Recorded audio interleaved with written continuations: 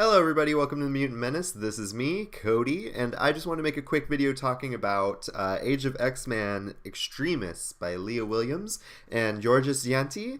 I wanted to do this in a kind of a different fashion. Usually I will take notes when I'm reading an issue. I'll read it twice. I read once just for the story. I read it a second time, take notes with the video in mind. But I didn't really have the time to do that, but I really like this issue, and I wanted to make sure I could talk about it with everybody as soon as possible, because there's some things happening that I think are very special, and it feels very on brand for Leah Williams.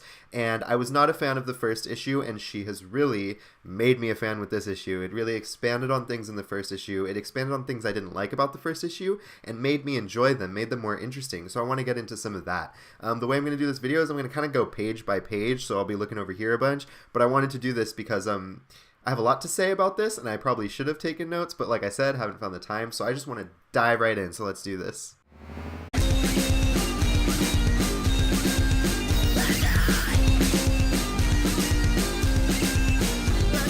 The first thing we have in this issue right off the bat is this little boy who's fallen off his bicycle and he scraped his knee. Psylocke is talking to him and she's asking him if it hurts. And she's comparing it to a bee sting. Does it hurt right now? Yes, probably a lot. Will it hurt as much later? No, it doesn't. And that's because pain is temporary. Keep that in mind because we're definitely going to come back around to that. The next big thing we find out in this issue as we move into Department X, we see that they are literally making fires that the X-Men are then going and putting out.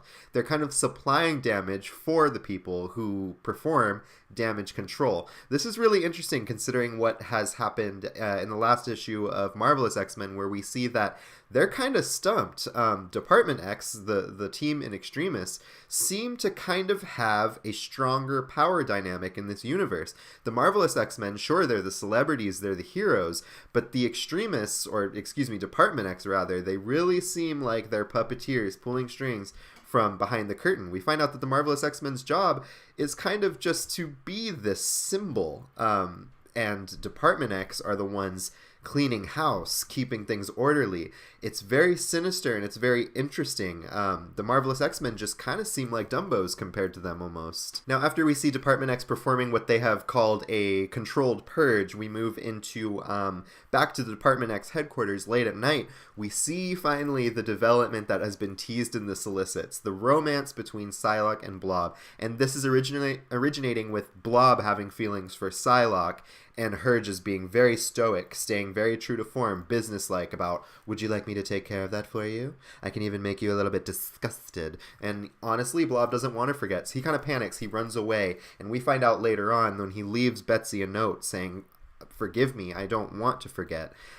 She finds and reads this note in this panic and hysteria in the department because papers are piling up, which is really funny, but papers are piling up of jobs basically for them to go take care of, scandals that they have to sweep under the rug and send people to that spooky prison where Bishop is, and no one's doing it, and Moneta is just like deciding to take the upper hand, like, fine, I'll do it. I'll be in charge of this. Like, this job is my everything. She's kind of like psycho about it because she's, as a new character, she's kind of a product of this universe, and thus is probably like the most firm about this universe's rules out of anybody here. Now, in the heat of Moneta's frustration with everyone's kind of, their slacking off essentially, she decides they're going to go interrogate the prisoner Nezumi from the last issue, who they had essentially arrested for a romance scandal that they were going to go snuff out. Now this is where things get very, very interesting for me. Moneta keeps calling them retrogrades, which in the last issue Bobby and I think maybe Jubilee even brought it up that it's a slur, let's not use the term retrograde. What's interesting now in this issue is that Moneta keeps calling Nezumi the prisoner, and Jubilee kind of takes umbrage with that, and she says, literally the line is something like, call our prisoner a guest, it's a guest. Now this is where things get super interesting for me, because remember in the first issue we had that kind of like grating running joke, at least it was grating to me, about the difference between a cookie sheet, a baking sheet, a cookie pan, all these things. It was this joke that like fell really flat for me and for a lot of people I've seen on Twitter. That joke that they're throwing around gains some weight here, it gains some gravity, because here we see choice of words come into play. We see Moneta calling Nezumi a prisoner, and Jubilee insisting that they're called a guest. But while she's insisting that they call her a guest, she's also admitting that she's a prisoner. Semantics becomes an issue here. Jubilee wants to call things by what they are. She thought the cookie pan and the cookie sheet and all of that was one thing to her. Bobby was the one in the last issue that pointed out that all those things are different. Now she's pointing out the importance of using a specific word for what something specifically is. And it's showing that there's weight behind what we call things. The names and labels we give things matter to an extent. Now, to me, cookie pans, cookie sheets, baking sheets, it is all the same to me, but I don't think that was the point, and that's why it wasn't funny to me, and that's why until now it seemed pointless, because now we're looking at what to call people, between calling people retrogrades to calling them guests versus prisoners. It's all starting to come to the surface, and shit's really gonna hit the fan when we do see Moneta interrogating Nezumi, because Nezumi starts pointing out complicity. And she yells at Jubilee for kind of playing good cop.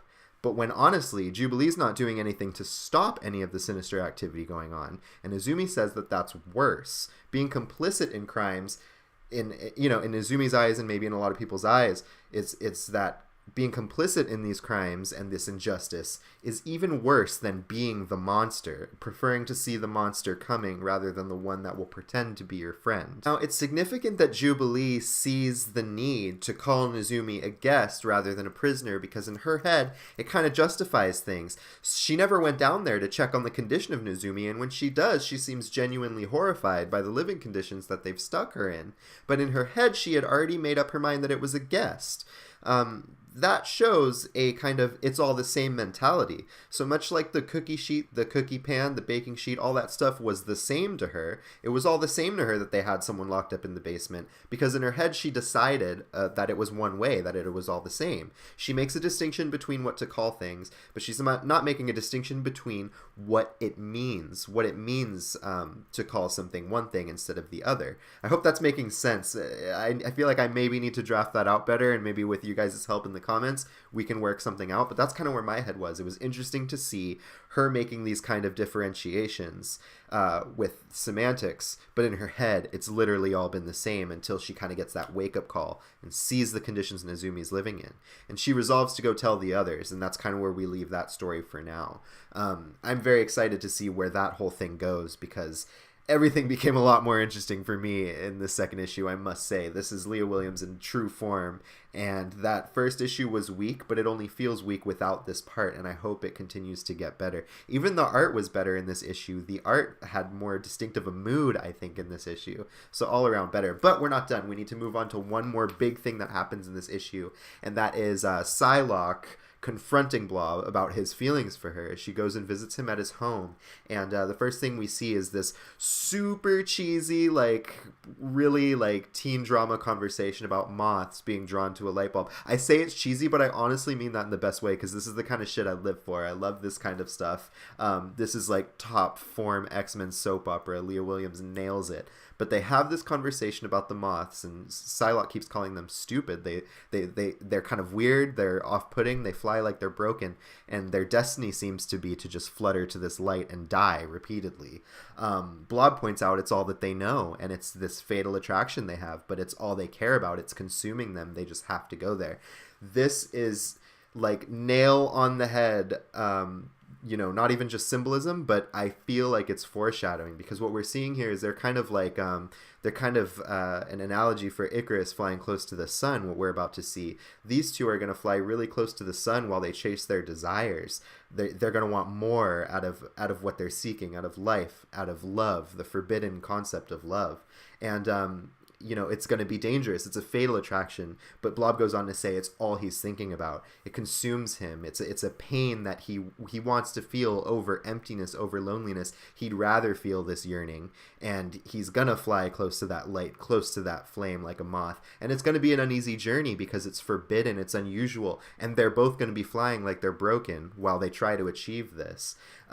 We leave off this issue with Psylocke asking Blob, does it still hurt? That's her one question. And now we have come full circle back to the beginning of the issue, where the young boy has scraped his knee, and Psylocke insists that the pain is temporary.